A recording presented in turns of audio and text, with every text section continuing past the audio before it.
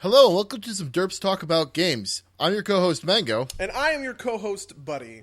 and today we're going to talk about a little bit more Pathfinder homebrew. But before that, Buddy, why don't you tell the audience what we do on this podcast? Well, it's pretty simple. We like to talk about games. But yes, you're correct. We are going to be going a little bit deeper into another one of my homebrew concoctions because I make these because they're fun and awesome sometimes, but we'll see.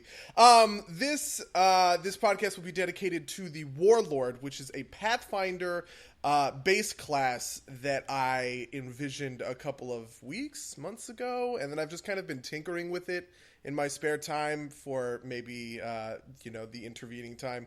And I just recently finished a first draft, which I have given to our glorious co-host Mango, and he is going to be giving me some of his notes, and we're going to talk a little bit about my design philosophy when coming into this, because I don't know, I'm really into the Warlord. But before we begin there, before we go any further, Mango, why don't you tell me about your week? How was your week, dude? Well, my week was pretty normal. Played some more League of Legends and flew to a different state. So that's most of my week.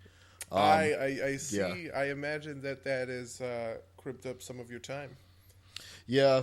Also, I've been just getting myself more and more hyped for Street Fighter V. There's a beta next weekend. Oh, really? And they released a release trailer for Fong, the last character, F.A.N.G. He's a goofy looking character, kind of looks like the Thin Man from XCOM, and he shoots poison. He looks really neat, so I'm looking forward to him. And I might have a challenge for you, buddy. Sure. I have an extra beta invite for Steam, and nobody else seems to want to have it. So should I get up? Should I get that Street Fighter V? Should I get in there? Yeah, let's play the beta a little bit next week, and we can talk a little bit about it. I don't know if it'll be a full episode, but I think it'll be good to get a complete noob's view on the Fair enough. I'll go balls deep, I guess. Sure. Speaking of Street Fighter V, just because I want to jettison all of our listeners right now, do you know anything about this butt slap controversy that I've been hearing about all week? Honestly, the whole thing sounds so comical to me that this is actually a thing. It's longer than just the last week.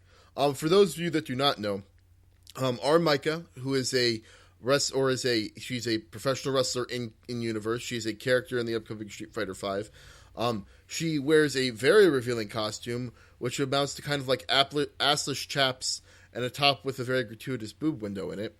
And her super art involves her slapping her ass, and then she calls in her wrestling partner, and they both grab the opponent, and they do a big super slam on them. And two things changed about this. The titular one being that when she goes for the move, she still slaps her ass, but they tilted the camera up so it's not as obvious as to what she's doing, but still makes the sound, her hand still makes the motion, it just doesn't zoom in on her ass. And the other thing is when they're doing the slam down, both partners used to hold the opponent's legs so that they were doing a split, and now they do not. And the controversy is that it is about the perceived reasons for these changes, why they changed it. It seemed to be kind of like a nonsense change, and the leg split in particular was not particularly gratuitous, and was also an homage to an existing wrestling move from a professional wrestler from Japan. The details of that I am not super clear on because I am not a follower of professional wrestling in Japan. But that is what the main complaint is. Essentially that right now the super art doesn't really the animation doesn't fit what's happening, right? It seems kind of out of place that she slaps her ass and they don't show it, right? It's just weird like that. Why not go to the extra mile and change the whole animation if you were going to do that? And obviously there's also complaints. It's funny because I saw this thing and I was like, no way people are that mad about it. Because I follow a lot of controversial sides in the gaming industry on both sides of kind of this gender roles war, fence, or whatever. And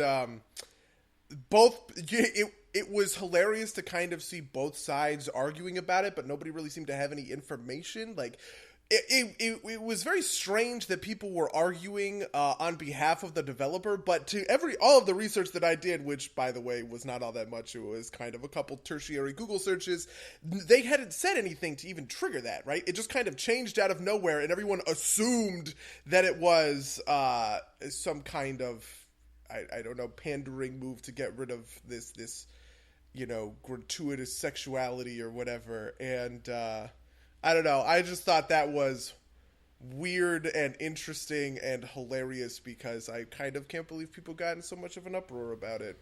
I think it's more of like it was kind of like, well, why did you bother to do it if you already showed it to us type of deal, right? Like what a lot of this what it came out of is it was on during the beta. And there in the launch trailer for her as well, like her character reveal trailer as well. Mm-hmm. And then it suddenly changed and they didn't announce it. It was only until very recently that they came out and they said something along the lines of, if I remember correctly, we don't want anybody to be uncomfortable or something like that. I see. Yeah. I didn't realize that they actually that was super recent. Issued a statement. Because that was the thing that was crazy to me was that everybody was getting all up in arms about it with no... it's a little bit different than, it's a little bit different than in the case with, it is relatively similar, and I think that these two have kind of compounded and bounced off of one another. The issue with the Dead or Alive Extreme Beach Volleyball 3 not coming to the U.S., and, that controversy is also kind of hilarious for me, because I think people are really just kind of weaponizing stupid shit to get into their... always does happen. Yeah, just to like fit their like little agendas or whatever. And I don't know. Maybe we'll do a full super mega controversy episode where we just espouse all of our conflicting opinions. Yeah. But sorry, it just popped into my brain when you mentioned Street Fighter V. Speaking of getting hyped for upcoming games, I have been so fucking hyped for Warhammer, dude. Oh my god. Why did I not put this on my hype list way back in the first episode? What the fuck was I thinking? Until the Total War has totally got me in this mindset of just like, I need to play this game, but it comes out in fucking, 5 months or whatever, and I'm like, I just want it so bad. It's gotten to the point where I've found like incredibly small YouTubers, like these guys who have dedicated their lives to like Warhammer Fantasy Battle, and they created these like 45-minute long YouTube videos explaining and expanding on the Total War Fantasy universe lore, which I already had a really good handle on in general. You just read all the end time stuff, didn't you? I did. For the first time, I read all this end time stuff. What the fuck was that? Listeners, oh my god. For those of you who don't know, Warhammer Fantasy Battle, just to bring this down for a second, is a war game. It's like a miniatures war game, right? Where like you get these figures, you paint them up.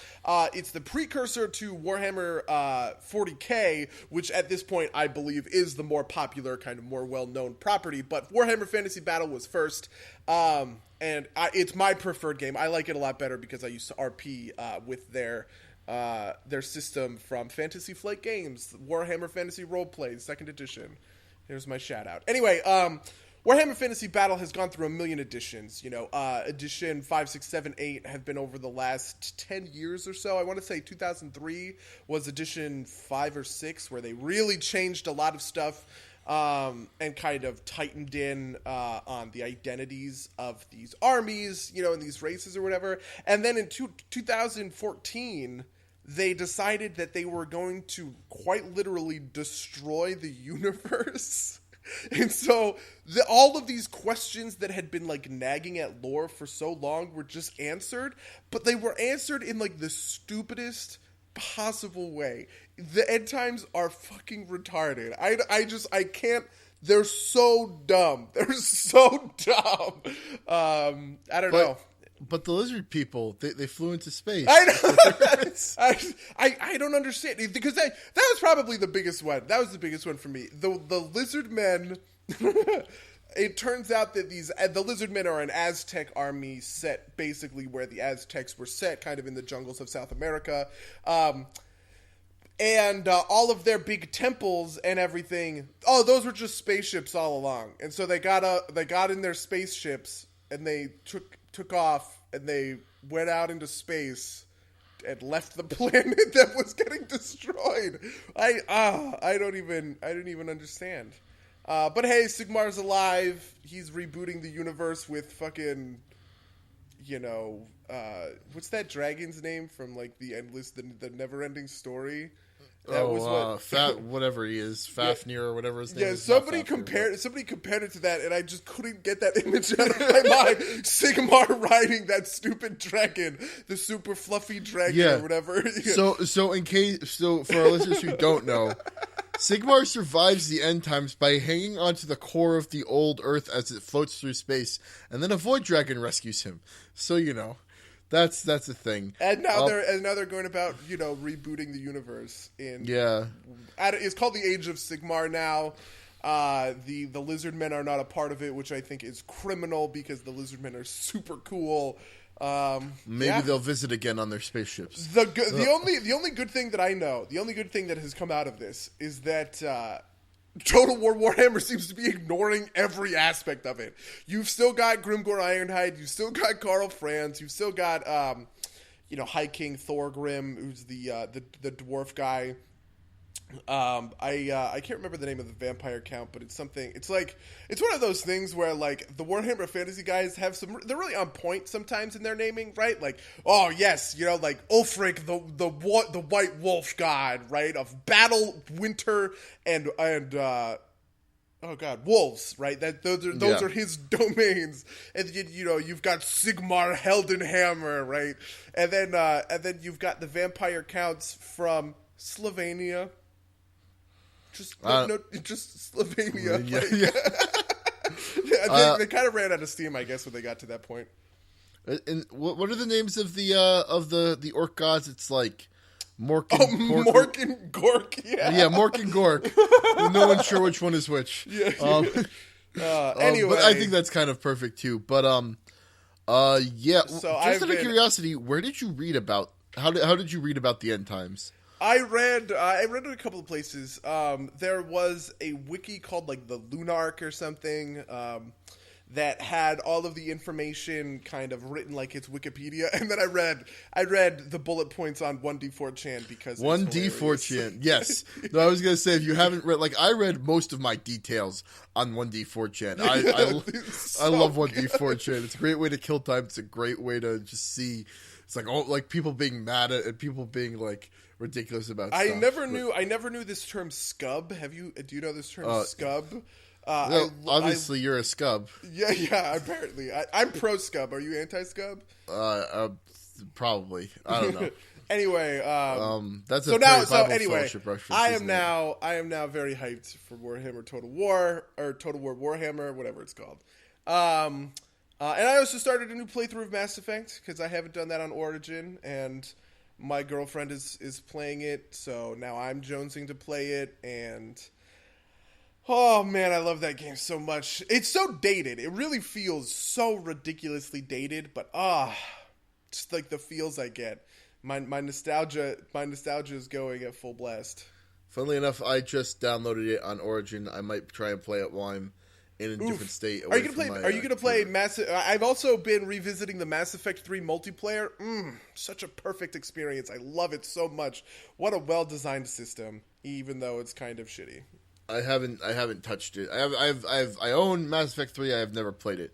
I am planning on trying to do a full run of Mass Effect because I've wanted to do that for a long time, and then I lost my saves from the first two games like 3 years ago. Oof. So I might try and do a full run through. This sets us up for a super convenient episode in the future where I get to gush about Mass Effect for a very, very long time. Oof, and I get to be a curmudgeon. I love that series so much.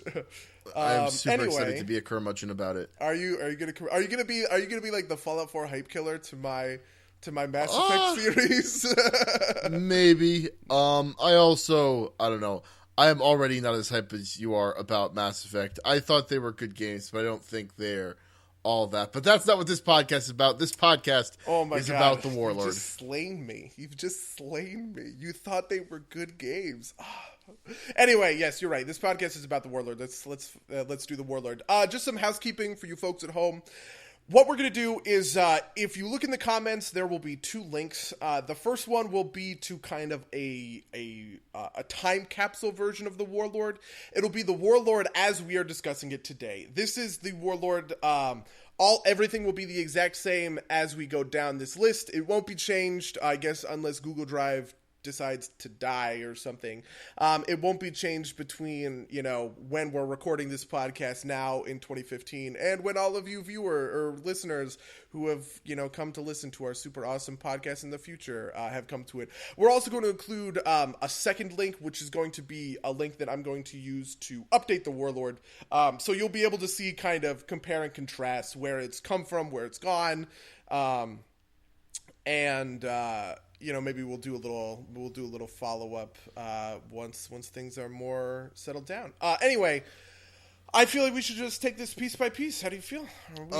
Just one other piece of housekeeping I wanted to do. Just want to kind of lay a little bit of the ground rules. Where the wording might not be perfect and the names might be silly, but we're not going to talk. I'm not going to be like, buddy, your naming is stupid, and you should feel bad. I agree. My naming is stupid. There's probably better names out there. This is very, very first drafty. I bet there are even some typos in here that I haven't edited out. But yeah, I'm only going to talk about wording insofar as a raw reading of it might confuse a player or something like that. I'm not going to talk about very if it's clear what your intention is. I don't think I'm going to dig into that. I don't think. Well, there have actually, ironically, been several times where I've written something out and it is super wordy and grotesque, but I'm just sitting there like I don't know how to condense this down without ruining raw. You know what I mean? Because I never want people to RAI something poorly when they read it, kind of thing. So anyway, we'll get into it. But we'll get into that stuff. I think my point there was more like I think one of our other friends who has looked at this document pointed out that you used the term critical strike instead of critical hit or something. That's not something I'm gonna. That is good for an edit, right? That's not great for this purpose of this discussion. I think we're mostly going to keep it to power level and effectiveness. Maybe a little bit about theming, but I think we could sort of start out with that. So why don't you kind of lay out for the audience and for me what your grand vision for the fantasy of this character is? Okay, that's a good place to start. I love the Warlord archetype, right? The Warlord to me is the master kind of tactician. He's the guy that looks at the board, the map, and he wants to play it like a chessboard, right? He wants to move his allies, position his allies, command them to do this thing or that thing, and this is where the Warlord should be his most powerful, and this is where the Warlord should be his most fun. This archetype came very blankly from 4th edition, because in the base game of 4th edition, there were 2 types of kind of support / leader / healer classes. The cleric, which was very focused on kind of healing and auras and buffs, and then the Warlord, who did auras and healing or whatever, but his focus was more on these kinds of tactics, right? I think there's a lot of design space in Pathfinder specifically for a martial support class. Really, you have things like Cleric, who are these 9th level casters, very powerful, but all of their power comes from magic. Then you have guys like Bards who get their power from their class features, but they're obviously pretty magical. They're much more aura based, and they obviously have their 6 levels of spellcasting. Permutations and variations on those 2: War Priest, what am I thinking? Scald, that terrible class that I want to erase from existence. Scald and then, of course, is fantastic.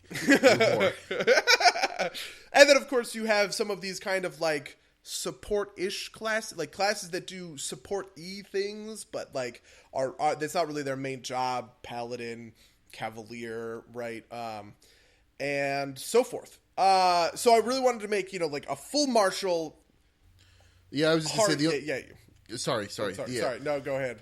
I would say the only other really big support class that I could think of is kind of Investigator, and he's even weird because he's not like a combat support character. He's like a like a not combat character. Yeah, definitely kind of in the range. So that's where I was coming from. That's what I was looking for. And the reason that this all clicked is because literally, this is something I literally do, by the way.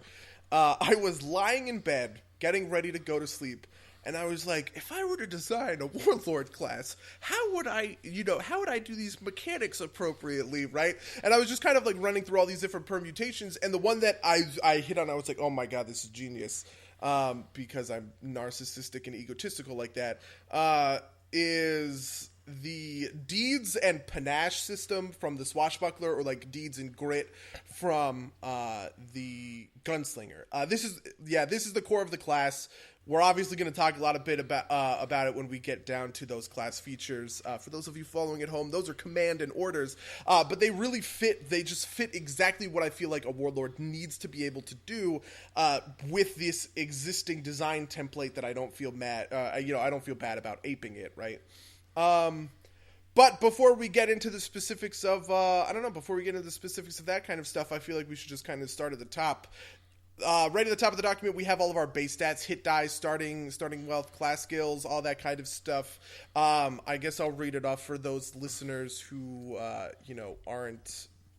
aren't keeping up with us on the page, but a Warlord has a good base attack bonus, +1 per level, which gives him the D10 hit die. He's got the highest amount of starting wealth, like a lot of martial characters, 175 GP, 2+ intelligence modifier skill points, a good fort save, a bad reflex save, and a bad will save. The only other thing are the list of class skills, which are climb, craft, diplomacy, heal, intimidate, knowledge history, knowledge local, knowledge nobility, profession, sense motive, and swim.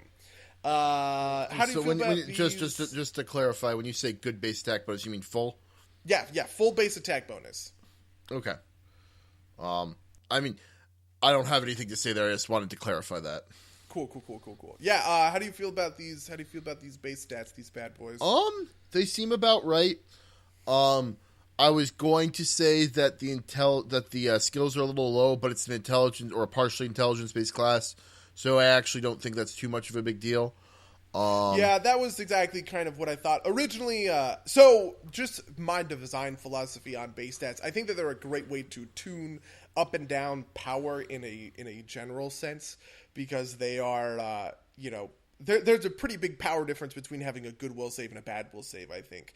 And so being able to, give and take from those places is a great way to kind of fine-tune stuff. But yeah, that was one of the things. Originally it was 4+ in modifier, but I wanted to shave power off, so I just dropped it down to 2. Also because I do think that, like a hardcore skills class like Investigator should kind of like outplay almost... Sure. that role. The only other thing is I guess I will say something about it is I feel like this class is kind of on the cusp of a 3/4 full BAB class. Just for comparison, something like the Magus or the War Priest or the Bard, they're all 3/4. But like some of the things that you're taking inspiration from, obviously the Gunslinger and the Swashbuckler are both full BAB, and so that I feel like it maybe needs a little bit of testing. I think full BAB is probably a little bit safe. It's probably pretty safe, but that might be something else just to consider. That's my only. I don't have a lot of deep thoughts there. So the reason that I made it full BAB, kind of straight up, is one of the. I set a couple of rules for myself. In fact, I'll just let these go now. The first one was that the role should be, primary support, but secondary tank, right? Like, you shouldn't pick a Warlord if you want to be a DPSer, right? Like, if you want to deal damage, that's not your job. And so to facilitate that, the most important ability scores are charisma and intelligence. So you're not, it's not a class like, where you're going to put everything in charisma, but then you can still have a 16 intelligence, 16 strength on the side, and still be putting out moderate deeps. Like you wouldn't be able to run that Warlord very optimally, because almost all of the class features are keyed either to intelligence or to charisma. And I think that that's really important because I really want to focus. Like a warlord should be at his most effective when he is using commands and he's using his orders to direct allies kind of across the battlefield. And so, it was. I thought it was important to. I thought that it was important to set that in a stone for myself. Another thing that I was really thinking about with terms of class roles was the warlord like as off tank, right? Like the warlord as like, kind of martial protector of his allies, not necessarily in the same kind of like hyper tank way that somebody can get a barbarian or a paladin or a fighter who's properly spec'd, right? Because like those guys can really power up their, their constitution, right? And then of course you have paladins who are just these gigantic soak tanks because they can, constantly heal themselves with swift actions. A warlord shouldn't be about that strong, but a warlord definitely should be on the front lines, like with a D10 hit die, soaking, he's soaking for his allies. And the D10 hit die, to me, is the important part. The base attack bonus coming with it is kind of, that's good. And it's also good because not every warlord's going to be able to hit a command every round. And even if you don't have enough points in strength to be very, very powerful, it's important that, you be able to hit your basic attacks kind of thing.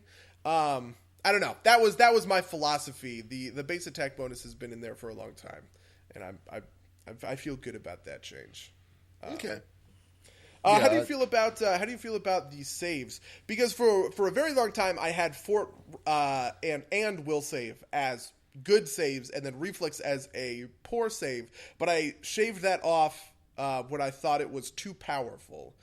How do you feel about that? So frankly, say like the good versus bad saves is not something I think a lot about in general, right? Like that's exactly the type of like if I wanted to be like this thing is too powerful, I want to shave some power off, saves would be a very easy thing for me to go like, all right, so knock off one of those because it's something that has a very mechanical effect, but it's also something that like I don't know, like the importance or which save is a good save doesn't seem too important to me to the character. I mean, there's obviously some ones that fit better and fit worse. Yeah, fair right? enough. Like I think if you said the only good save is reflex, I'd be like, well, that's a little bit weird.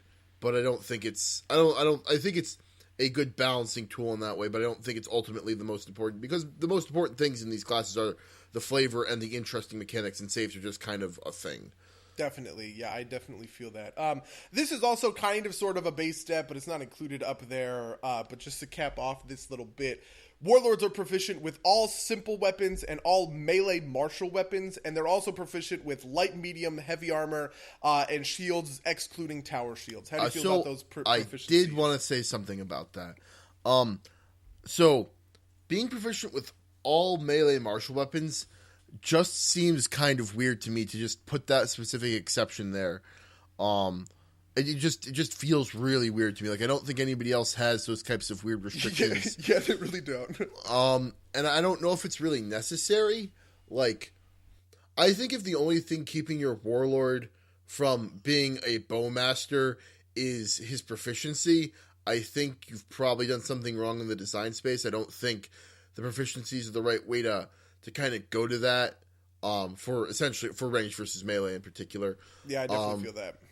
Also, like, it also kind of leaves some very weird questions, like, if I'm proficient with a dagger, can I throw it type of deal.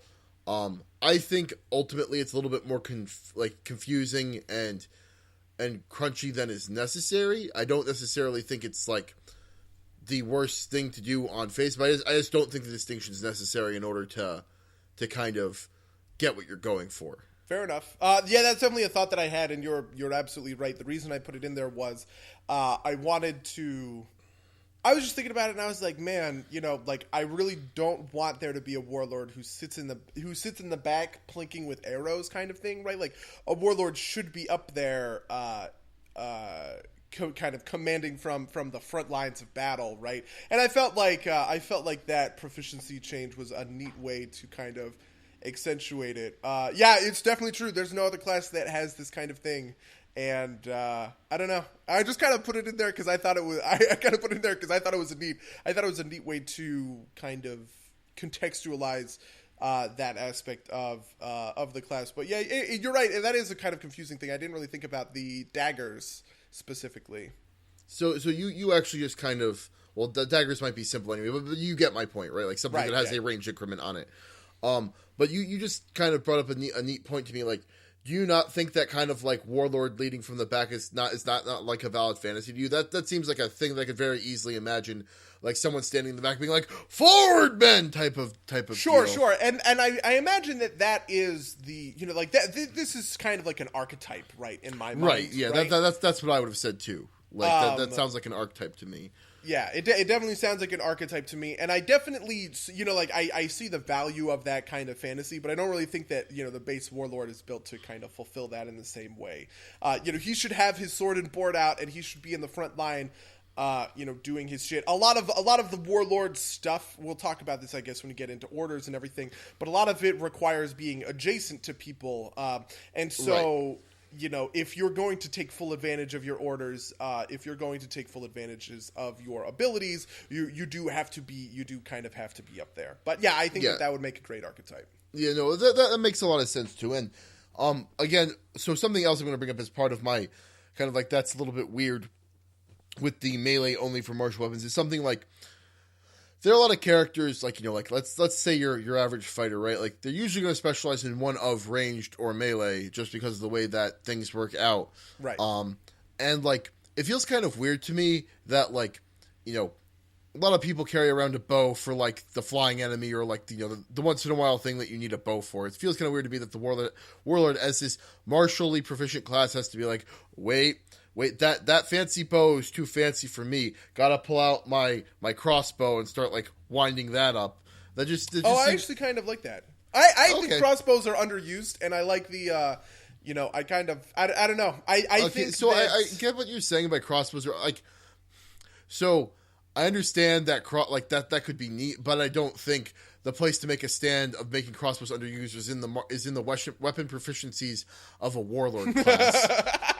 Fair enough. Actually, I mean, we'll talk about this in some other day, but I actually have a bone to pick almost with you know, like paladins and maguses being able to use ranged weapons. I actually think that baseline they should be very melee focused classes, and I think that like the ranged fantasy that comes with them should be something that gets brought out in archetypes rather than, you know, like it seems like. To me, this is kind of like a mind-boggling design thing, just to go on a big-ass tangent, because I feel like you have to design a character who's built around melee, like a class who's built to be in melee, very differently than, you know, you design a class that's built to be in ranged. And by having not just one class, but like multiple classes who can do either or, it seems weird from that design perspective. So I haven't read the Paladin in a long time, but I am fairly close to the Magus because some of my players play, and one of them is playing a ranged Magus. I think there's two archetypes for that now, one of which I don't think is great, which is the Myrmidark, which attempts to be a ranged and a melee Magus. I know the Myrmidark. I don't think the Myrmidark's great. And then there's the what's the other one? It came out in one of the Splat books recently. I can't remember. Eldritch Archer, I think. Oh, I did see that. Yes, I did see that archetype. And that's actually a really good, I think, ranged focused one. But I also think that the Paladin, if I remember correctly, is pretty cut and dry melee by its mechanics. And again, I don't know if like the proficiencies are the place to be making that distinction. I think that should really be coming out in the mechanics.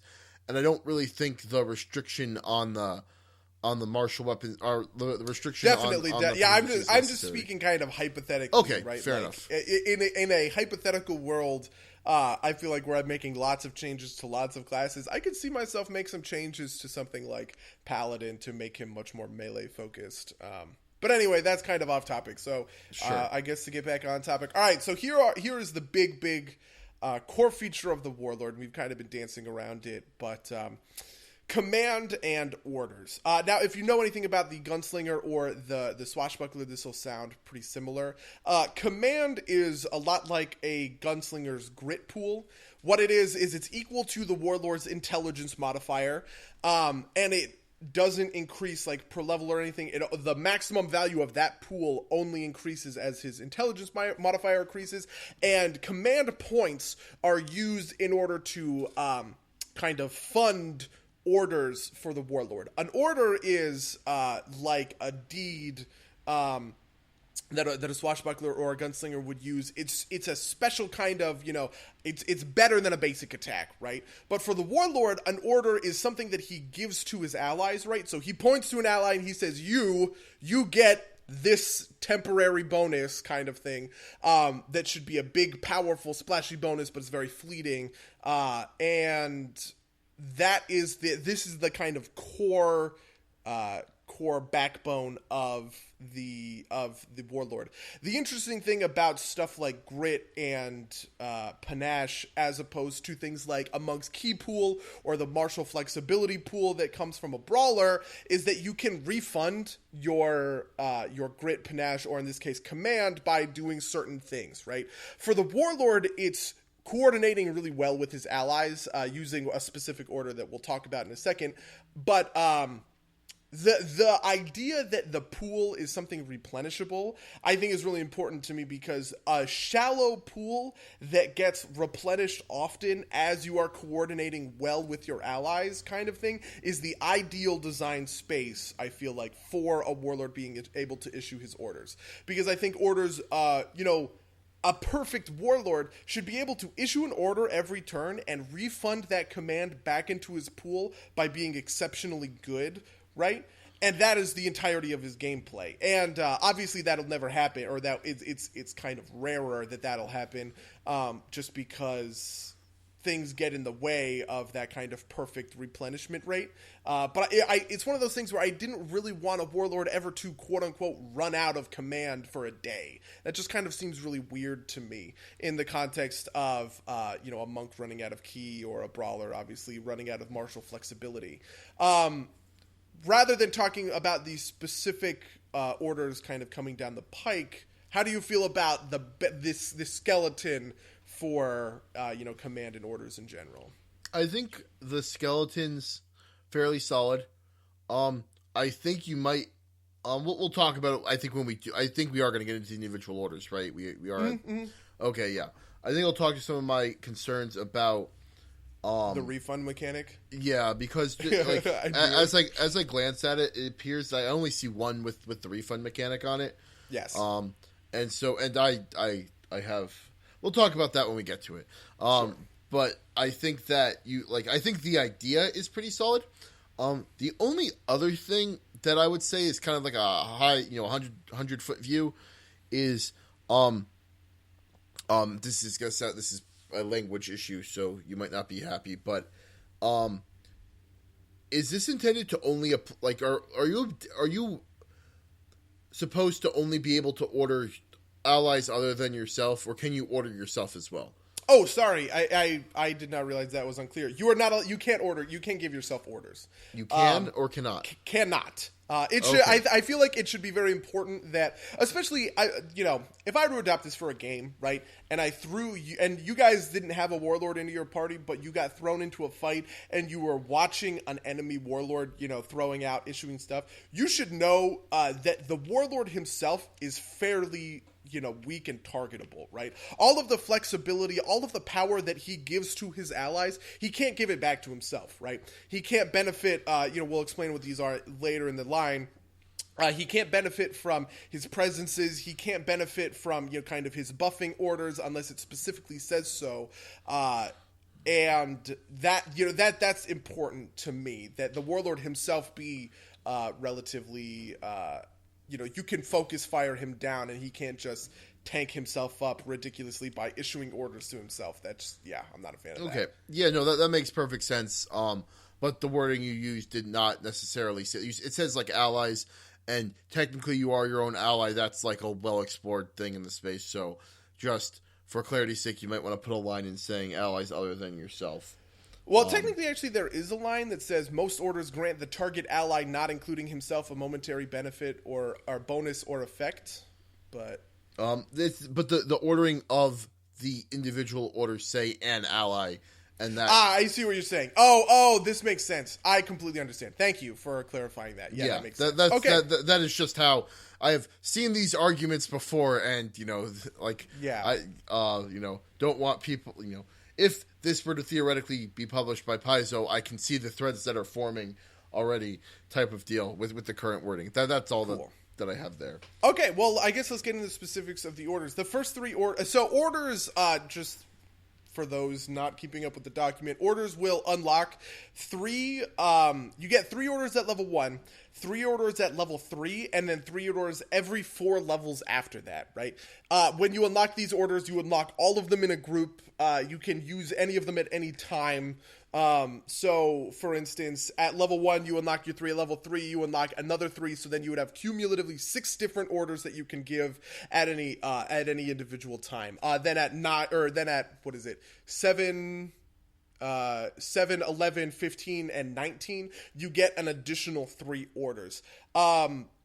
As kind of like when I was approaching this from a design standpoint, the way I thought about it was, a warlord should get his easiest but most applicable orders early on in his development, right? So the ones that are just general all-purpose orders come fairly early, and then as you level up, you start getting more and more kind of specific, where, you know, either triggering actions are more specific, or the conditions that an ally or the battlefield has to be in order to fulfill the conditions of this order are more specific, but they're like proportionally more powerful. Just as a general thing, did you get that feeling when you were reading through them level by level? I'm sorry. What particular feel? I'm not sure I'm following you. So the thing that I was trying to go for was, you know how, like, this is something that's always bothered me a little bit about wizards. The best wizard spells seem very crowded into the level 3 space, sure. Right? Like, level 3 is where a lot of wizards get a lot of their just kind of general, all-purpose spells. These are spells they're going to be using for the rest of the game, right? But they all come at level 3. I was thinking about kind of that design paradigm, and it was important to me that a warlord kind of like, you start at the top of a pyramid, and then you start at the bottom of a pyramid, which is very, very broad, and you get more and more specific as you level, right? Where each individual order is more powerful, right? The charge order you get at level 19 is more powerful than the strike order you get at level 1, right? But the conditions to meet the charge order are much more difficult. Like the difficulty in I see that. No, I get that, and I think that's fair. I think you've done a good job in doing that. All right. I agree with that. I guess I'm happy to hear it. So the first 3 orders that a warlord gets are Strike, Rally, and the poorly named That's the Target. Bear with me, guys. The idea behind naming these was I wanted that to be something that he could just shout it to an ally and we get what it is. Strike is you spend 1 point of command as the standard action, and then as an immediate action, your ally makes a basic attack. The basic attack, if it hits, gains a damage bonus equal to the warlord's charisma modifier. Rally, at first level, you spend 1 point of command as a standard action to give an adjacent ally temporary hit points equal to his hit die plus his charisma modifier. These temporary hit points obviously don't stack. They last for about a minute. And a warlord can only use Rally on targets that have less than their maximum hit points, right? You can't give it to somebody at max HP. The third one, and this is, I imagine, going to be the most controversial, is called That's the Target, and it is the Warlord's refund mechanic. A Warlord can, as a standard action, mark an enemy within 30 feet as like the target for the party, and the next single time that one of the Warlord's allies deals damage to that target, that mark is consumed and the damage is increased by an amount equal to the Warlord's charisma modifier. If that attack kills the enemy, the Warlord is refunded 2 points of command, and the Warlord may use 1 point of command to use it as an immediate action rather than a standard action, right? So hypothetically speaking, if you watch your ally and he's about to hit, the killing blow on a dude, you can interrupt it, place the mark, your ally hits and kills it, and you get back, net 1 point of command. If you're at 0 command, you can spend your standard actions marking up enemies in hopes that, your ally downs it in the appropriate way to refund you 2. I'm just going to start off by letting you know I am not super happy with this refund mechanic. I think that this is really the missing puzzle piece to make the skeleton of command and orders like a missing puzzle piece. Missing gear would have been a better metaphor. A really solid, well working machine. Right. Right now we're kind of, it's a little bit off kilter because I don't know that the design of this order matches what it should be in theory. Yeah. How do you feel about that? Okay, I've got some thoughts on all three of these. Actually, I have some notes on all three of the orders. But I guess since that's the target, it's kind of very meaty. Yeah, it's really the big one. This is the one that I am really I've grappled with this order for a long time. Yeah. So the thing at home. The thing that immediately sticks out to me about this is that for such a key order, given that it's the refund mechanic, it seems to run very contrary to the kind of fantasy of, this is a brilliant tactician that is planning things out, right? Even when you're doing it on your own turn, is kind of like within a turn, like you should hit that guy. But especially with the immediate action, it's like, and the great leader who planned every move ahead of time. And it's like, oh, the goblin's head is half off. You should hit him, like, right before, like, as the guy's swinging the sword, right? Like, just seems to run kind of, like, counter to that kind of fantasy. And I think it's an interesting, I think the mechanics kind of there.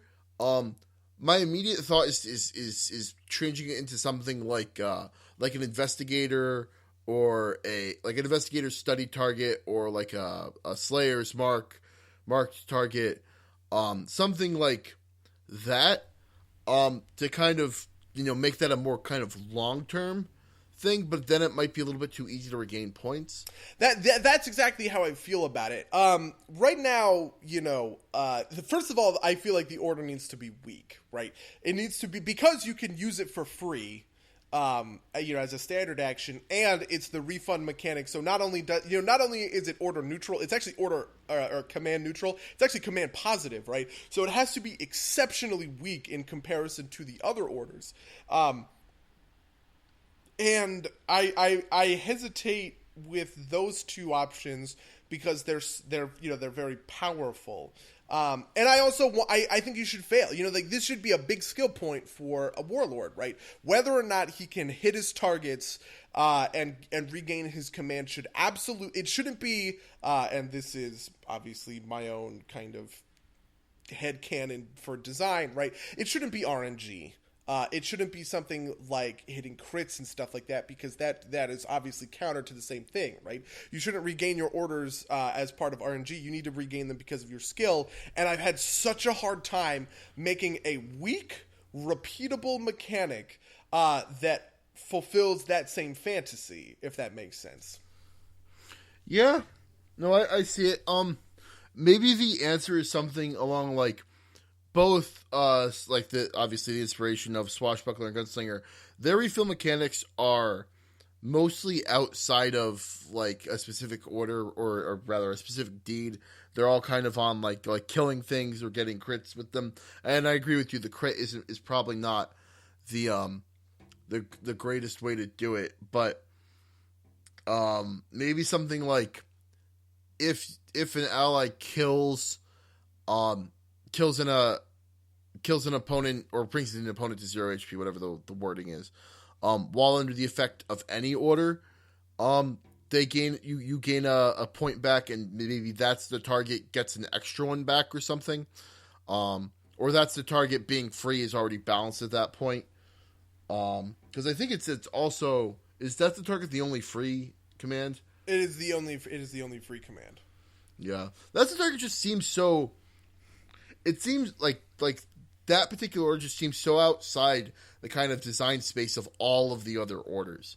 All the other ones seem to follow this very kind of, solid and followable theme, and I think it's kind of suffered from kind of being designed to kind of fill that role, rather like fill the role of the refill, and like being fill the role of a free refilling mechanic rather than fitting in with the rest of the orders. And you're right, it's a hard question. It's a hard question to answer, I think.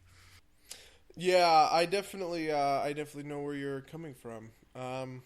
I don't know. I'm really ambivalent about it. I feel part of me actually wants to bake it out entirely, to be honest with you, and bake it into its own kind of minor class feature that you also get at level 1. Yeah, I think I agree with that. Which, might be kind of its own thing. But man, the Warlord already gets like a million things at level 1. Anyway, okay, cool. I think we've covered that order pretty amicably. How do you feel about Rally? How do you feel about Strike? So my immediate thing upon seeing Strike was that the cost of an immediate action might be a little bit too high. Really? Interesting. Just because, like, not only, like, there are a lot of classes that use their swift actions and their immediate actions for things, right? Like your swashbuckler parries, your classes that reload their weapons use it to reload their weapons. Right. Sometimes your what else do we got? Like there's a bunch of things in kind of this space where you have to spend your swift action to activate a key class feature, and having to give that up for the next turn might not be worth the extra attack, especially for a class where that's a large part of their flavor, right? Like, yeah, on paper, right, the extra attack might be better numbers, but when it's the difference between, like, the monk activating one of his key features, or getting an extra attack, he's probably going to want, as a player, to do the cool monk thing rather than hit a guy again because the Warlord told him to. Interesting. Actually, so I kind of I didn't really think about it from that perspective. Originally, it was worded more powerfully, actually, as a free action, the ally can make an attack action. So you could also do stuff like trips and stuff, or like you're right, you know what I mean. But I wanted to smooth it down to basic attack and power up immediate action, because I kind of thought Strike was a little bit too universally applicable. In fact, I actually baked out a lot of free actions into immediate actions for that reason. I thought that they were a little bit too strong. And something that I really liked was kind of almost a tension between using a warlord using an order on the appropriate ally, if that makes sense. Like something that I was thinking about when I was thinking through this, right? A warlord, in a group is like, okay, cool. I'm going to give Strike to Mango, and then Mango goes, no, I need my swift action next turn. Give it to somebody else, and the Warlord goes, okay, cool, right? I like that communication. I like and I think that making a Warlord and his allies obviously cognizant about the immediate action, swift action parallel, which gets forgotten a lot, is, it's important to me. And I also think that at the end of the day, you know what I mean, right? Like, refusing orders should be something that an ally should, that's a tactical decision that they might need to make. And even though it kind of fosters a little bit of disharmony in the party, I think that that's almost a healthy thing for the upside of making sure that you're really putting your orders on the right allies. So I understand that cost, right? Like I think that's a fair point for the cost. Something else I was going to ask you to clarify what you have is that so basic attack, another wording thing. I assume you mean a single attack at your highest attack bonus or something like that. Yeah. It was originally worded attack action, but I didn't know what the best way to word that was. But explicitly not an attack action.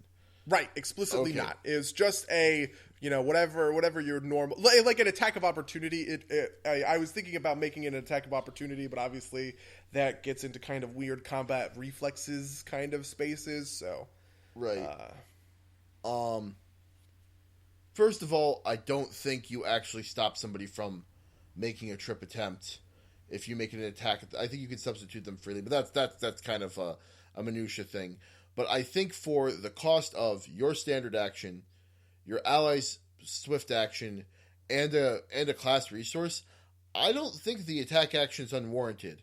I think that it's pretty strong, but like it's you're burning a lot too, right? Like let's kind of maybe do a little bit of math here, right? Like what are you doing? It's like, so let's say you're not activating like I think one of like the tricks for like say Gunslinger is you can add your your dex or your con modifier, I think, for Mysterious Stranger as a swift action to your gun damage, because that's how that archetype works. And obviously as the Warlord, you're giving up your standard action, so you're giving up an attack. Sure, but the Warlord's attack is going to be worth less than the Greatsword Fighter's attack. Sure, but you're also giving up like a class resource. Yeah, you're putting command into it, definitely. Yeah. And so right, like while the Warlord's sword swing is going to be less important than the fighter's sword swing, it's still going to be worth something. And if the fighter has something to spend his swift action on, like it feels like that extra. Like, I don't know. It feels kind of weak to me. Like if I need, so I feel like the note is if I need to power up strike a little bit, that would be the place to do it. Maybe also like make it or either make it free or make it an attack action or. How would you feel about at a certain level it becomes a free action, like at level 10, Yeah, I can see that. Yeah, that makes, I think, a lot of sense because it opens up some stuff for other players. I also think a feat in either direction could also work. Like you could spend a feat at like some level to make it either an attack action or a free action. Oh, that would be interesting. Just as I haven't made any Warlord specific feats or archetypes or anything like that yet, but I think that would be a very good feat. Where a first level Warlord can take it and their strike is no longer an immediate action. Yeah. Or even a higher level Warlord can take it and all of their orders as immediate actions are just free actions. Yeah, that's interesting. Cool. How do you feel about Rally? Honestly, it seems kind of weak to me. My thought for this is just like when because it's a standard action, and obviously he's not supposed to be a healer. But when I compare it to a class that, other classes that, like, a cleric, right? He can spend his standard action to heal 1d8 plus caster level hit points. And that's about the same as the Warlord gets here. And then it just gets worse for the Warlord because the cleric obviously gets to scale up his healing power. And yeah, I definitely feel that. Something I was actually thinking about putting in because, so you're right. I don't want the Warlord to be a healer. A Warlord should be worse than, like these dedicated healing, like a cleric, sure, or super healy paladin kind of thing. And I also thought it was wrong to have a Warlord refill hit points in combat. I don't like the in 4th edition they did this with Inspiring Word, right? I don't like the kind of, hey, you walk it off, and then all of a sudden this person magically gets 15 hit points kind of thing. But I do think that giving somebody temporary hit points is a good kind of middle ground, like the shield. I definitely agree with that. Yeah, something that I was actually thinking about as a way to power up this class was having the hit points be much more powerful, or there would be more temporary hit points coming at you, but the temporary hit points couldn't exceed your maximum hit die. So like if I'm down 10 HP and a Warlord rallies me for 20, I only get 10 temp HP from it, right? Because I also think that the thing that makes me afraid about Rally is having really huge bubbles on full health people. Sure. I think that is the worst part of the design. It's the reason that I added the phrase at the end that you can't put it on somebody at max HP. They have to have taken some damage. First of all, the rally mechanic, or the rally like theming of pull yourself together doesn't really work if the person's at full. Second of all, I think that it's an important curb on that kind of design. But that was one option I was thinking about going forward. The other option I was thinking about going forward was Rally becoming dramatically more powerful if you're like below half, right? Like if you're below half HP, instead of it being one hit die, it's 2 or 3, right? Or it's double the charisma modifier, or whatever kind of multiplicative thing you want to add to it to make it more powerful. How do you feel about how are we? I think that's interesting. I think you're hinting at a couple different things. I think a different solution to kind of this problem could also be something like maybe change the name to like look out or something, and change it to like these hit points only last for like a round or a very short period of time. That way, it kind of emphasizes the kind of like tactical nature of it. Interesting. And also, like you don't have to worry about these bubbles being too impactful, because if you maybe eat most of the damage for one attack, but you don't have to worry about this bubble. Like the Warlord at the beginning of combat just rallies everybody immediately. Like that's his first 4 rounds of combat is rallying all of his allies so that they all get the bubble on them, and that's kind of what he does. I think that like maybe making it more powerful and doing something like that might move it out of this kind of like won't ever really use it type of like. The only time I could see myself ever using rally as a character in this is if I literally had nothing better to do, like all the enemies are invisible and I need to use an action for something. And frankly, like even if I get the opportunity to aid another, I think I aid another before I rally them on an attack roll. Wow, interesting. Okay, I feel that. Definitely. All right, so the next 3 orders that you get at 3rd level are move, ambush, and get down. My little Hearthstone Easter egg. Move is you spend 1 command point to order an ally to move as your move action, or as a move action, but your move action, whatever. The ally moves a number of squares equal to the Warlord's charisma modifier as an immediate action, and the movement is, dictated by the player, obviously. Pretty streamlined, pretty straightforward, too powerful, too weak. Yeah, so my only thought on move is that you might want to cap it at the creature's base move speed. Oh, fair enough. That is a good just because, good point.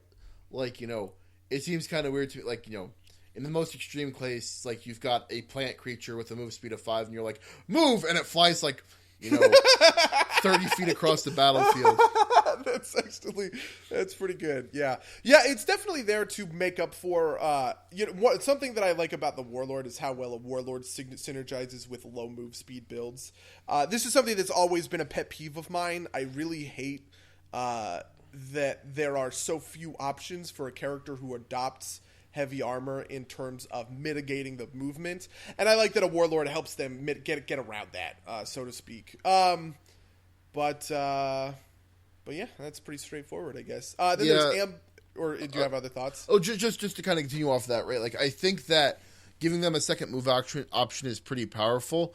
And I think kind of like kind of that balanced cap of both, like, capped at charisma modifier and capped at base move speed kind of thing keeps things from getting really out of control. Yeah, definitely. Yeah, it's one of those things. I wanted it to be much more powerful for low move speed people than for high move speed people, which is why it is capped at the Warlord's charisma modifier.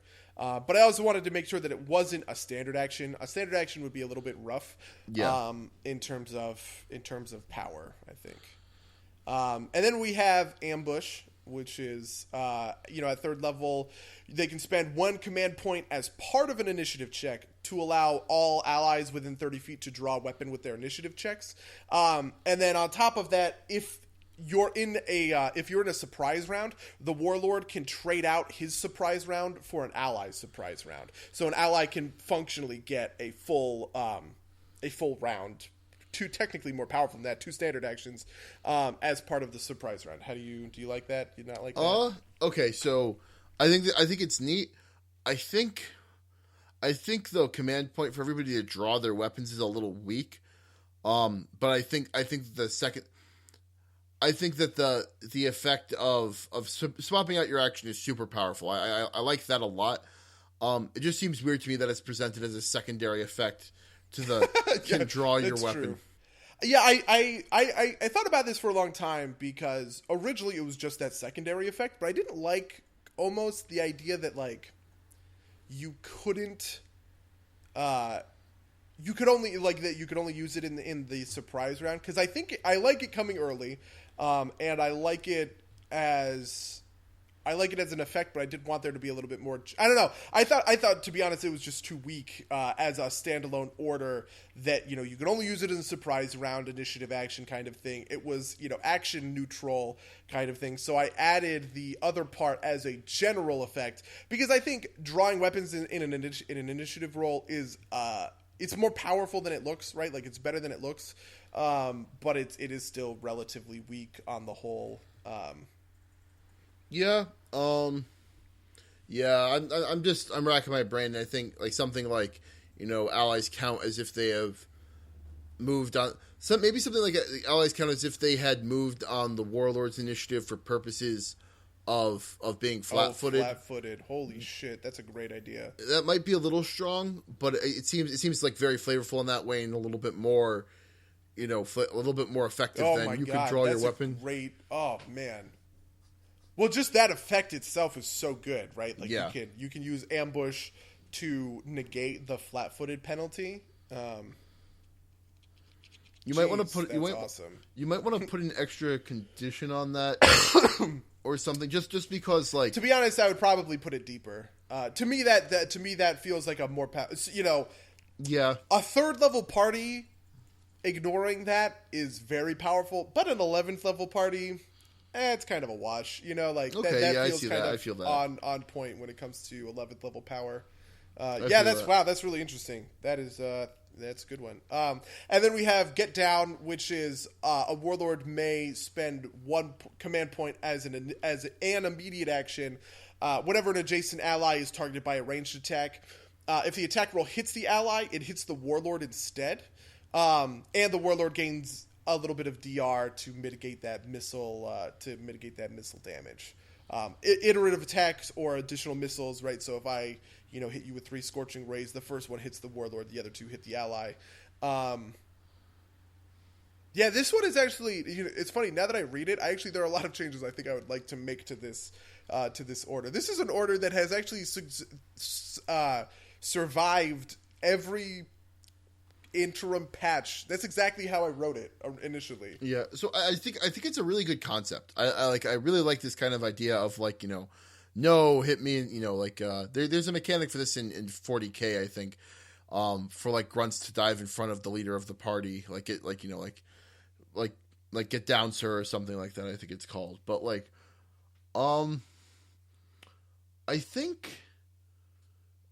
I don't know. Part of me wants it to like lose the DR and resolve against the Warlords they see instead, or something like that. But maybe that's not the right solution. So the problem with that is then the Warlord's charisma modifier doesn't modify the order, and there are some orders that obviously Ambush is one that doesn't use the charisma modifier, but because I think.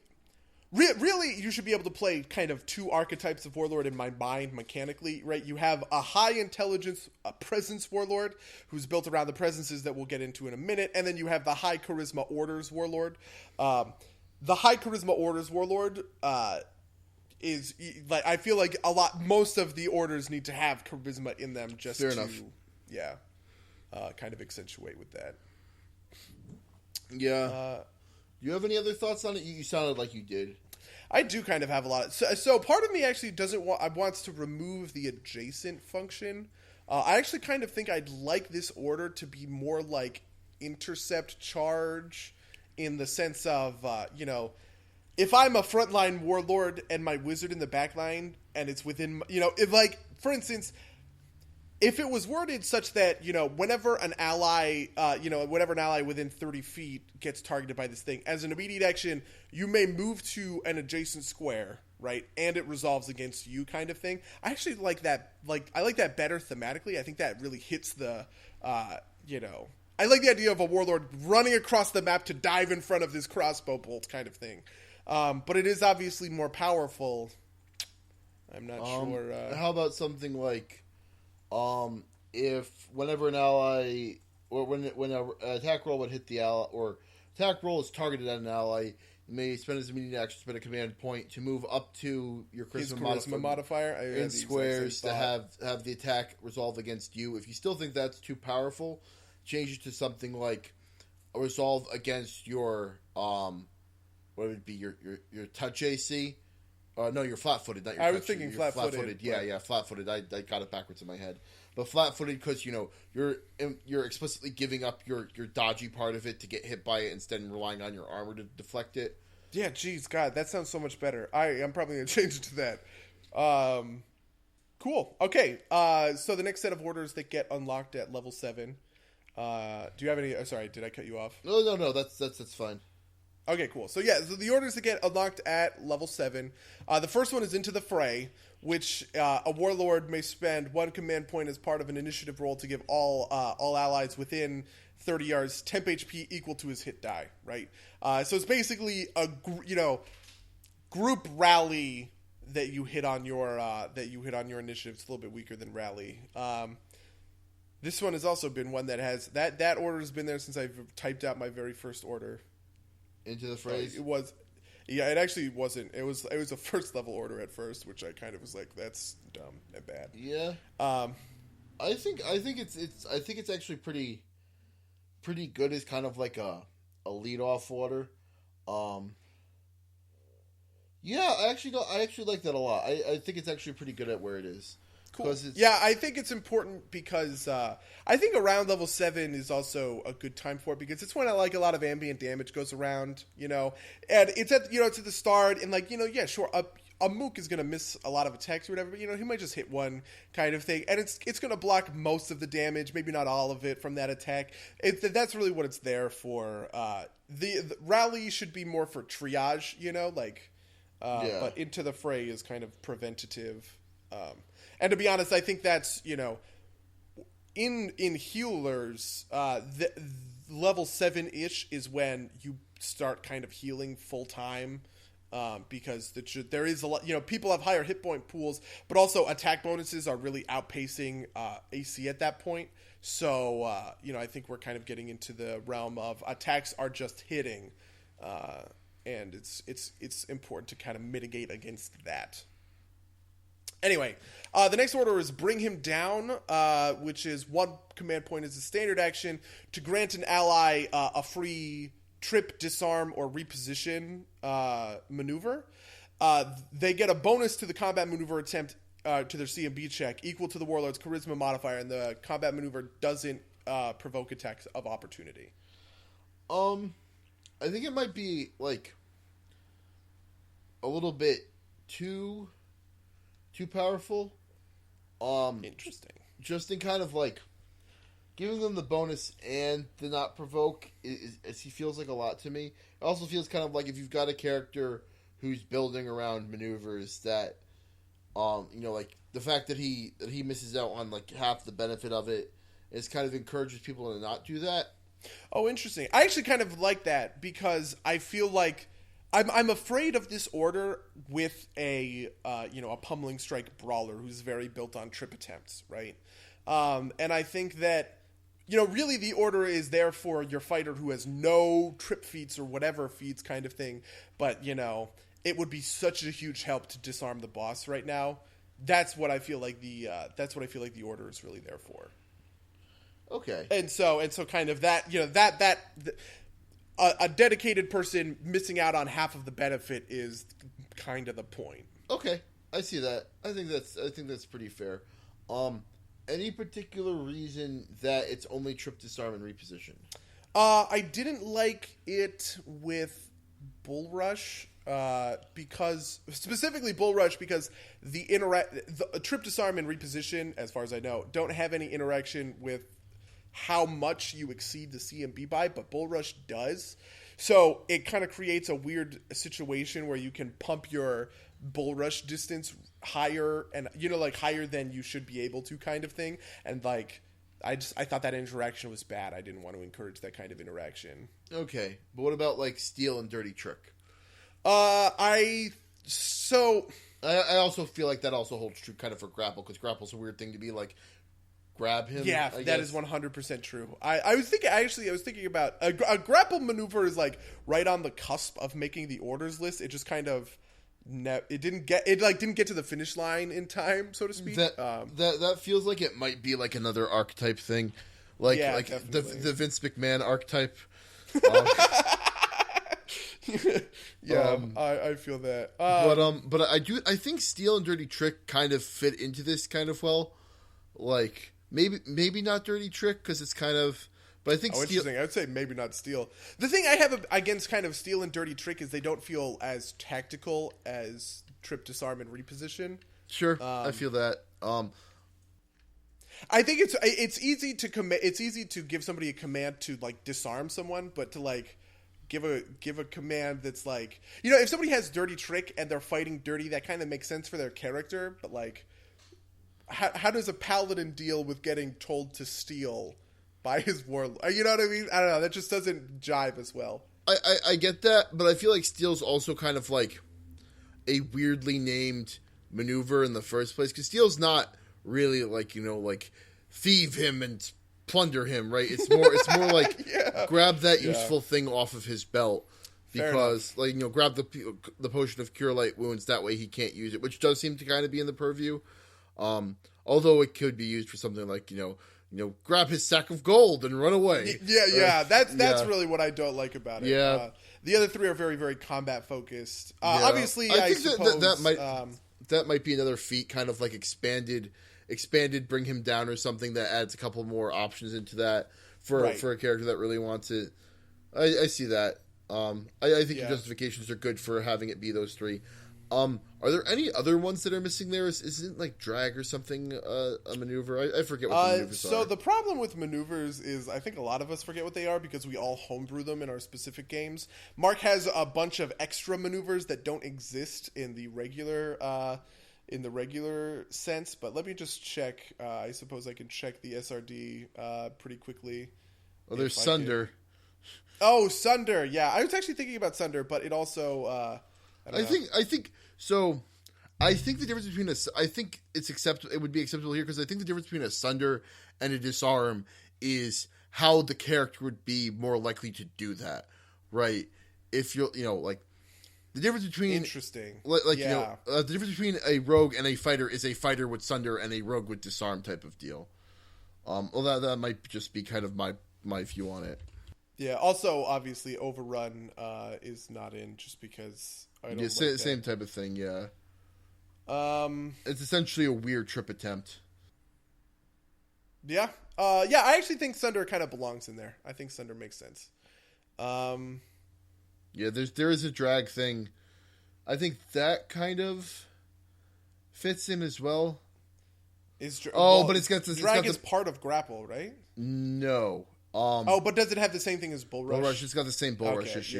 Yeah. I really don't like that interaction. That's fair. Cool. Okay, this is the next order. Hold the line, which is a warlord may spend 1 point as a standard action. To empower an adjacent ally's armor class. Both the warlord and the ally gain the warlord's charisma modifier to their AC until the beginning of the warlord's next turn, or both characters are no longer adjacent. And while Hold the Line is active, the warlord may choose to redirect any melee attacks targeting his ally to himself. First of all, I'm going to say this is my favorite order, so it's probably overpowered, but I love this order so much. How do you feel? I think it's actually. I don't think it's that overpowered. I think it's. I guess I fear that it's overpowered because I like it so much. I think it has this great flavor to it. So one thing I have written down here, that's something that I would want qualified is, when you use the redirect portion, do you redirect it like when do you have to declare that this attack's being redirected? Before the attack roll is made, after it's rolled, but before the result is revealed. Oh, geez, that's a good... I hadn't actually thought about it. It's probably more powerful if you say any attack...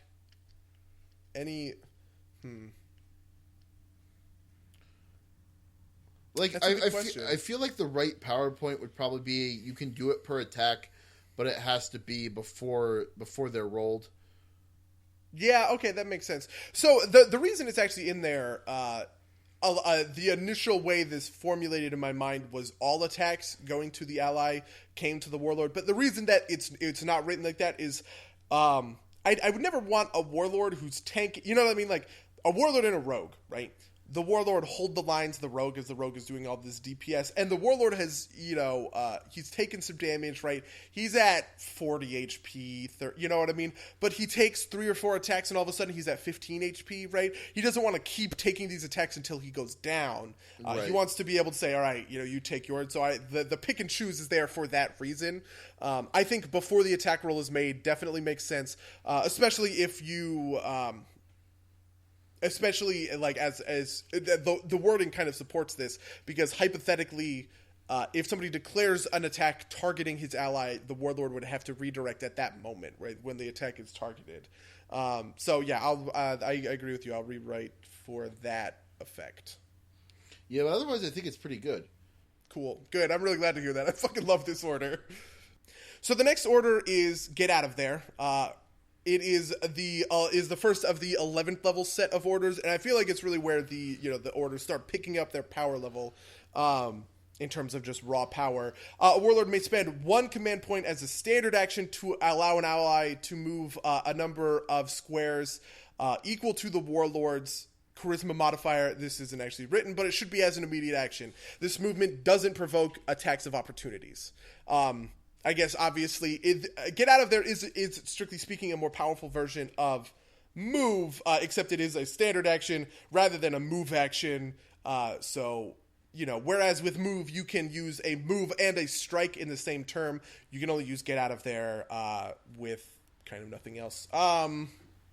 Yeah, no, I think it's good. I just give you the same caveat I gave for Move, which is I might limit it to the creature's base move speed, rather. Yeah, that makes a lot of sense. Something else I was thinking was making sure that Move and Get Out of There cannot stack. Just like a little clause that says, an ally that has benefited from Move cannot benefit from Get Out of There. Yeah, I think that's fair. Okay. Also, you might want to word it generally like an ally can only gain one set of bonus movement per turn in case you ever write extra ones, unless you're hoping. Actually, no. Now that I think about it, he wouldn't be able to do it because he wouldn't be able to take a second immediate action. Is that true? Oh yeah. Yes, that's true. But again, if you do ever do anything to kind of reduce those costs, yeah, okay. I'll keep that in mind, definitely. Because I actually think it's okay for a Warlord to target 2 different people and say, you move, you get out of there, and his full round is just positioning people on the board. Oh yeah, like switching two allies out. Yeah, I think that's yeah. fine. But what I don't like is the idea that, okay, super slow tank, move, get out of there, and all of a sudden he's sitting in front of the boss. Yeah. Right? Okay, that's pretty straightforward. 11th level, you also have Shake It Off, which is a Warlord spending 1 command point as a standard action. Actually, sorry to interrupt you, but something occurred to me as you said that, which is, Get Out of There, obviously, in context, is kind of like a retreat action. Do you want to enforce that? Like, because you can also see it very easily being used as like a get in there type of run past the front line and get on the caster's dick or something. So yeah, I actually do think that is a valid usage, and it is a good usage for it. Okay. The wording on the title is the wording on the wording on the name of the order is the wording on the name of the order, but okay. That might be a little dangerous. Just because, like, I don't know, that feels a little, like, I feel a lot less comfortable with it, like, as like a, letting somebody like sprint past the front line to go stab the caster in the back. Well, so I think it's not a sprint because it's built on, it's limited by the Warlord's charisma modifier. Right. But I think using it to kind of sneak through a place that's otherwise going to be AOO city is important. Or it's good, right? Okay. Another way to think about it, this is something I also thought about, was any attacks of opportunity that you provoke, you get the Warlord's thing to your AC. But I actually thought that was in turn too weak. Yeah. Okay. All right. I think it's okay then. Okay. But yeah, sorry. Go on to shake it off. Fair enough. Shake it off.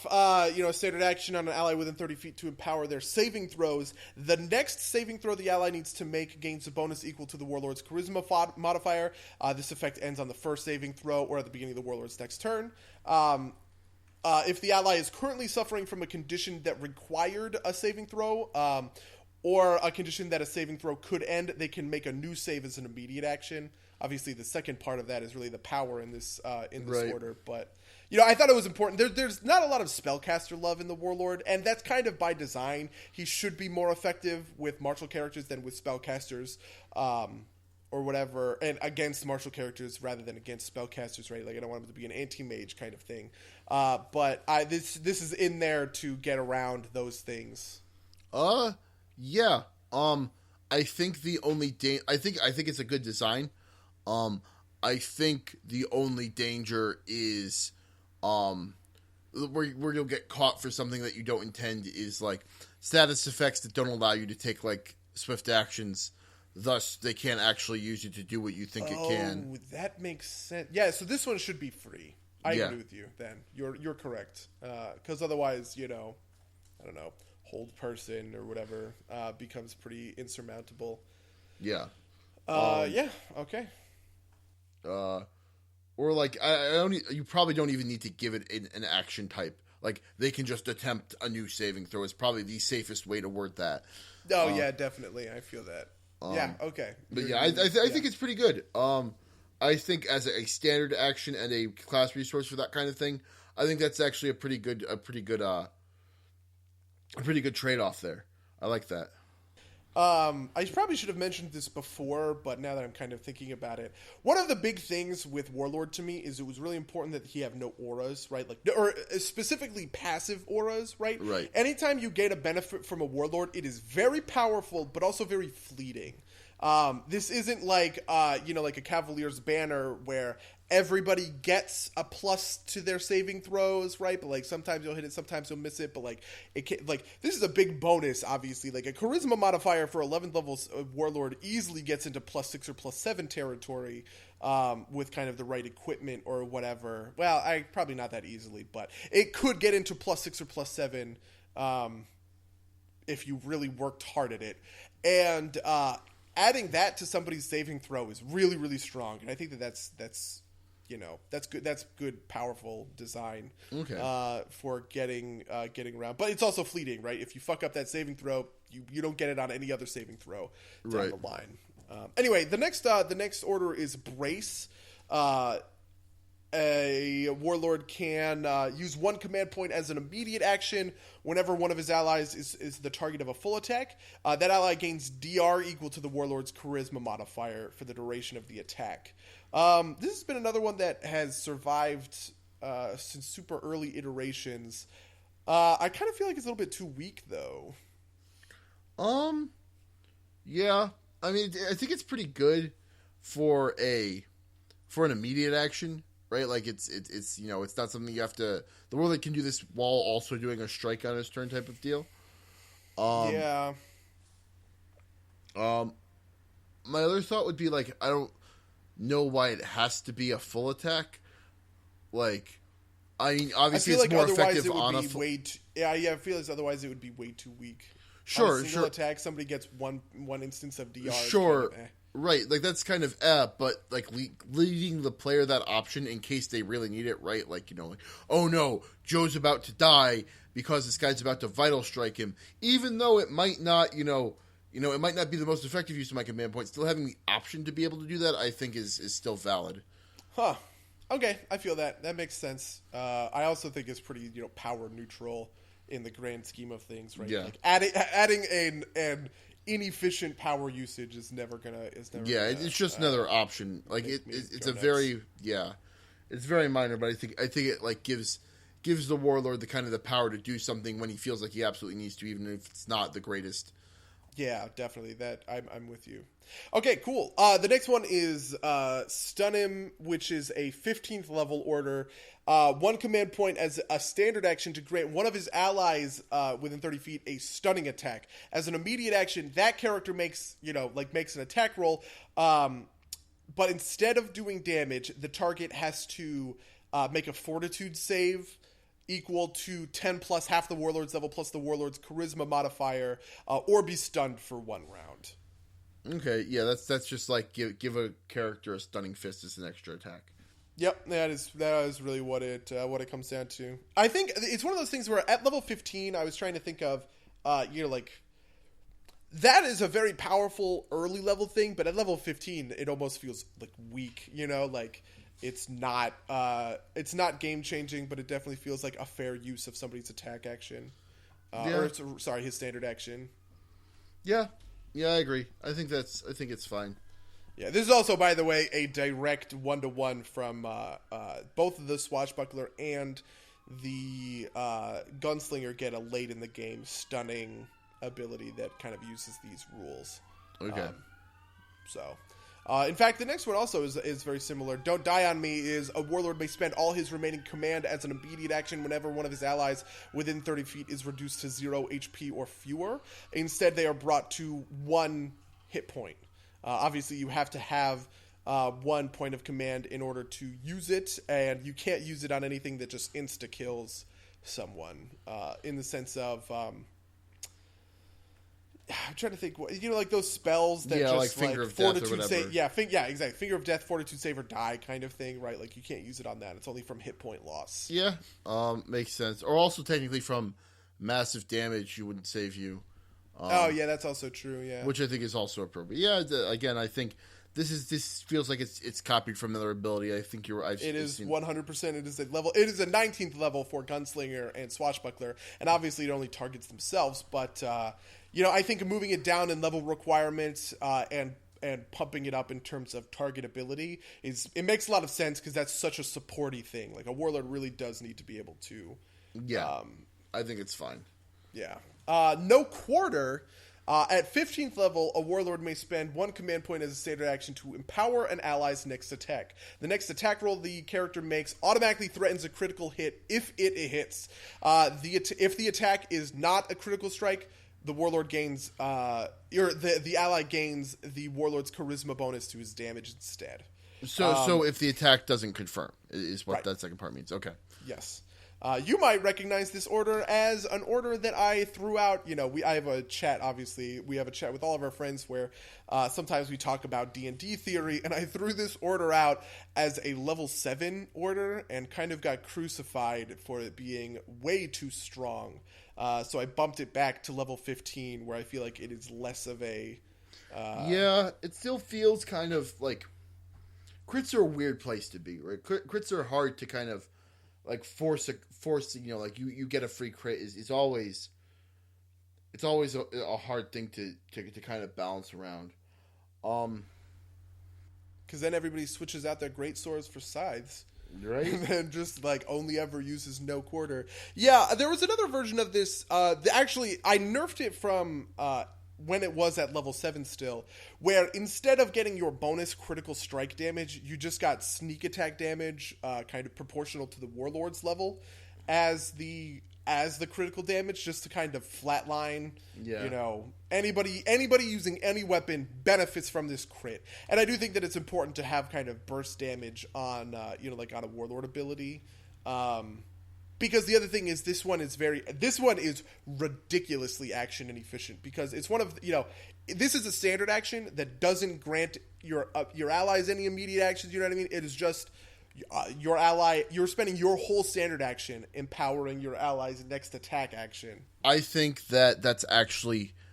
I think you actually need to make it into a attack at their highest attack bonus, because I think the danger for abuse here comes with a vital strike or a dead shot or something that really interesting. That you take advantage of the fact that it's going to crit to like stack up a big single hit ability. Yeah, part of me wants to reward that synergy, but I definitely see what you're saying. I think that is it's a good note. Yeah, and then the capstone. At which point it's just a better strike. So maybe. Right. Well, it's. Oh wait, you're right. It would be a better strike at that point. Yeah. So I don't know what the answer to this is right now. Maybe. Yeah, I'll have to think about it. But I think you're right that those abuse cases do kind of suck. Anyway, the last three abilities. The first one is Charge for level 19. It's functionally Strike, but you're granting an ally a free charge attack as their immediate action. They have to fulfill all of the charge requirements. But instead of the typical +2 that you get from the charge attempt, instead you get the Warlord's Charisma modifier to the attack and to damage. Okay, so you say that it's so in the text it says in addition, but you also said it's instead. It's not a huge deal because it's a +2, but I do think. Oh, obviously, yes. Actually, sorry. I think instead of is instead of better. I actually think that might have been purposeful on my part. Did I write that?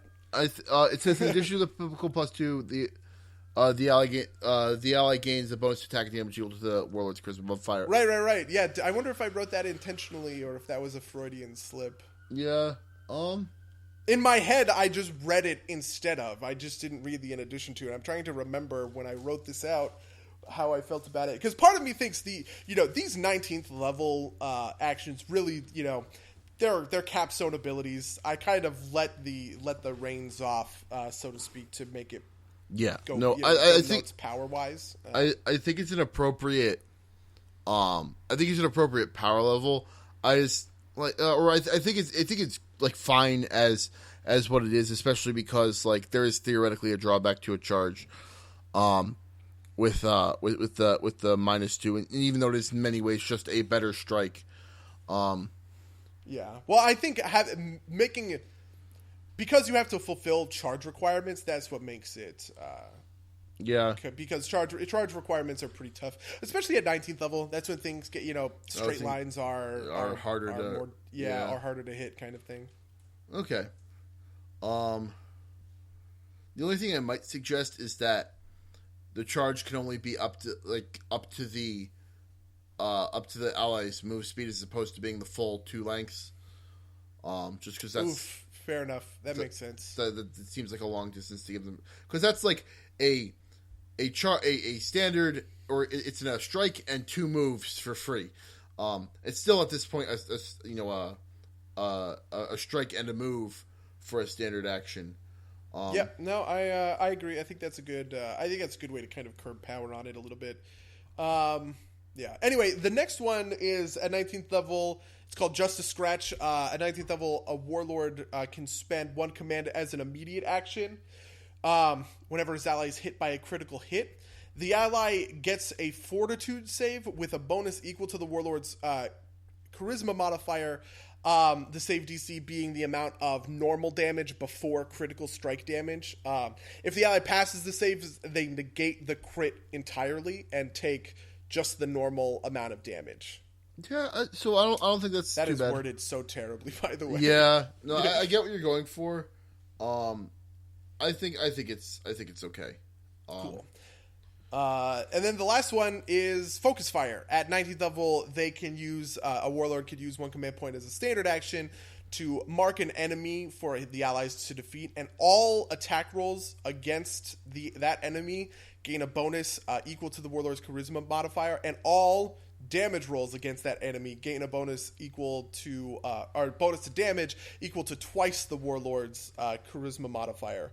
But the mark only lasts until the beginning of the Warlord's next turn, though the Warlord can refresh it as a standard action at the start of his turn. Also, he can only have 1 mark out at a time. It seems really powerful. Like I think this might be overpowered. Reading it, I guess at the time I just went a little nuts. Reading it now, I kind of am inclined to agree with you. I like the I like the flavor of it, obviously, but it really feels like it would just be so easy to just wreck a boss with that. I mean, twice the Warlord's Charisma. What the hell was I thinking? It's gonna be like plus 16 damage at 19th level. And it's like and plus 16 damage for every attack on a full attack. That's for your entire party. That one was not well thought out. And they're all going to hit because they're at +8 to hit. Yep. Even the wizard is rolling on the deeps hard with that one. Actually, all damage rolls against the mark enemy. So a warlord or a wizard who fires however many scorching missiles, each individual missile would grant the bonus damage. So yeah, wow, this I feel like I'm making fun of somebody else, but this is me. This is like 2 weeks ago. Me, all right, who wrote this out. Yeah, I agree. It's too powerful. I think curbing the damage 1-to-1. I feel like this one's. I think this one needs a lot of work. And I think that we've run into our time enough that we're probably going to finish this. We're going to probably do this again next episode. That's definitely true. I definitely need to think about it. My gut instinct says remove the attack roll benefit and move damage 1-to-1, because even just every damage roll against it getting +8 from the Warlord's Charisma modifier, that's ridiculous. That's real. Yeah. I think that's got power behind it. But yeah, I think. We'll save the rest of the Warlord for next week. Warlord Part 2. I think we could do some. I think we could do some other stuff with kind of going, because I've, as of reading this, have thought of some other ideas that I kind of want to sit down and do some numbers with before presenting them to you as ideas. Like the beginning of the next episode, we'll talk about some of the orders again, because I think there's a lot of design space to kind of make these orders better by doing things like making them cost more than 1 point. Yeah, that was something I was also thinking a lot about, but never actually implemented. Anyway, yeah, I guess we'll get into that next time. Thanks for tuning in, dear listeners. Yeah, you can watch us play tabletop games, none of which currently feature the Warlord, on twitch.tv/SomeDerpsPlayGames. You can email us about why you think these orders are stupid and need to be changed entirely at SomeDerpsPlayGames@gmail.com.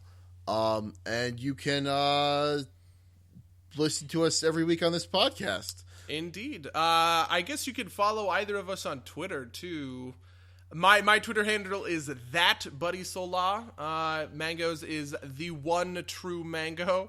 And if you want to pay attention to any of our tweets or retweets about things that we do and talk about and think about and stuff. And you can also join our newly minted Facebook group. Oh yeah, I did make that Facebook. I made that Facebook group like 3 hours ago. Oof. Go me.